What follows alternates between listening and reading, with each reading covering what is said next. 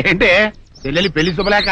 అవునండి, ఆగమేఘాల మీద అచ్చొత్తిచ్చానండి లగ్న పత్రికలు. తమరు దగ్గరుండి జరిపించాలి పెళ్లి.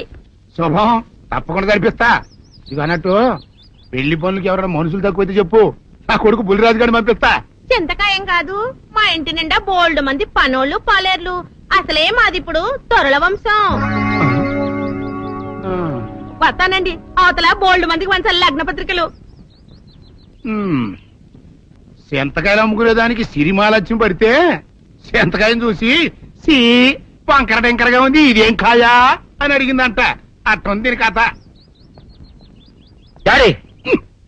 ఏంట్రా ఇది విషయం, ఇది కిరసనాయలు, ఇది తాడు. అర్జెంట్ గా చచ్చిపోవాలంటే ఈ మూడిట్లో ఏది బెటర్ చెప్పు డాడీ. ఈ ఇసం తాగి ఈ కిరసనాయలు మీద వేసుకుని ఈ తాడు ఊరేసుకుని అగ్గిపూల లపక్కన వెలిగించుకున్నారనుకో, టపక్కన ఎగిరిపోతారా. అవును, ఎంతకీ ఈ ఏర్పాట్లన్నీ ఎవరి సాగు కోసమో? నేనే ఆత్మహత్య చేసుకుందాం అనుకుంటున్నాను. నా బావి ప్రెసిడెంట, నువ్వు బతికొండంగానే నీ ముఖం పగలు చూస్తే రేత్రి కల్లోకి వస్తుంది. అట్టానికి నువ్వు సచ్చి దెయ్యమయ్యావనుకో, దెయ్యాలు కూడా బెదిరి సస్తాయి. నువ్వు సచ్చకరా, చచ్చుతా సచ్చకరా. నేను చచ్చుతా. అయినా అంత అర్జెంట్ గా సత్తాల్సిన కర్మ నీకేంట్రా ఇప్పుడు? ఎందుక నేను పిల్లను లవ్ చేశా, ఆ పిల్లను నేను పెళ్లి చేసుకుంటానంటే నువ్వు నో అంటావు. నేను నీ మాట వినను అంటే ఆ ఆస్తి కవర్ ఎవరికైనా ఇచ్చేస్తాను అంటావు. నువ్వు ఇచ్చేసే ఆస్తి కవర్ కంటే నేను ఇచ్చేసిన మనసే నాకు ముఖ్యం.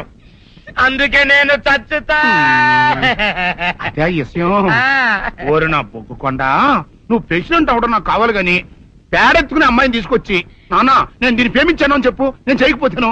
అవును, ఎంతకీ ఎవరమ్మాయి? ఒకటే అట్లా సిగ్గుపడబాకరా, చాలా సండాలంగా ఉంది. ఎవరో చెప్పు. అది అది జానకమ్మ.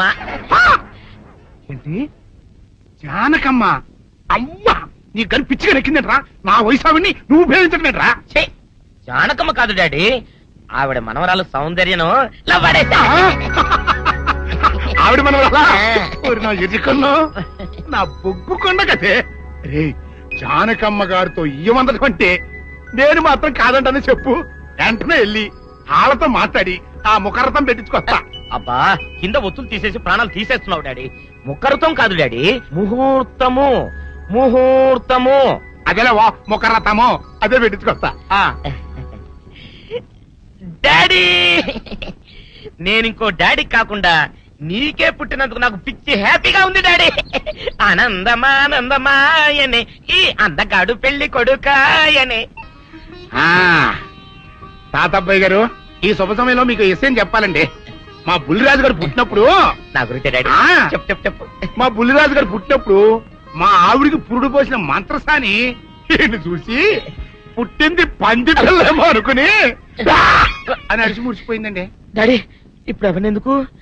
ఊరుకోవా, మన జీవితాల్లో గొప్ప ఈ చిత్రాలు జరిగినప్పుడు 10 మందికి చెప్పుకోవాలా. ఇప్పుడు మంత్రసాని మూర్చిపోయింది కదండి. ఇకపోతే మా ఆవిడ ఎట్టండి సేపుల్లే నా కొడుకుని కన్నానని బెంగపడి పురిటి స్థానం అవ్వకముందే చచ్చిపోయిందండి. డాడీ, నేను నీ కడుపున పుట్టపట్ట కదా నాకు ఈ ఫేస్ వచ్చింది. నేను ఇంకొక నాన్నకు పుట్టిన అందంగా నన్ను పుట్టుండేవాడిని. ఇక చూడు, కాకి పిల్ల కాకి ముద్ర, నీ మొహం ఎప్పుడు నాకు ముద్దొత్తనే ఉంటుందిరా కన్నా.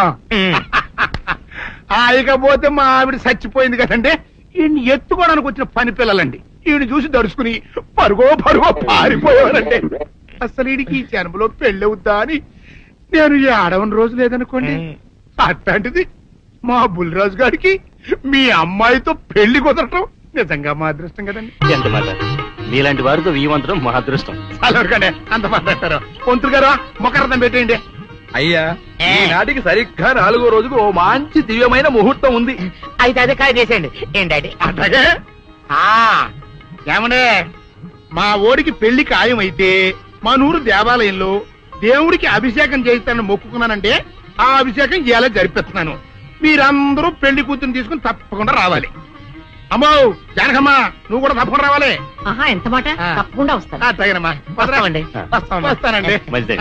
అమ్మా, పల్నాటి నాగమ్మ లెవెల్లో పథకాలేసి ఈ పెళ్లిని జరగొడదామని చూసావు. అది తెలుసుకోలేనంత ఎదవని కాదు నేను. మీ అందరికీ తెల్లారదాకా టైం ఇస్తున్నా. నా కొడుకుని ఎక్కడ దాచారో చెప్పకపోతే మీ అందరి బతుకులు తెల్లారిపోతాయి. నిజంగా బుల్రాజు అయ్యాడో మాకు తెలియదండి. నేను ఇంకేమీ దలుచుకోలేదు. మీకు ఇచ్చిన గడువు లోపల మీరు నిజం చెప్పాలి, అదే నేను వినాలి, అంతే.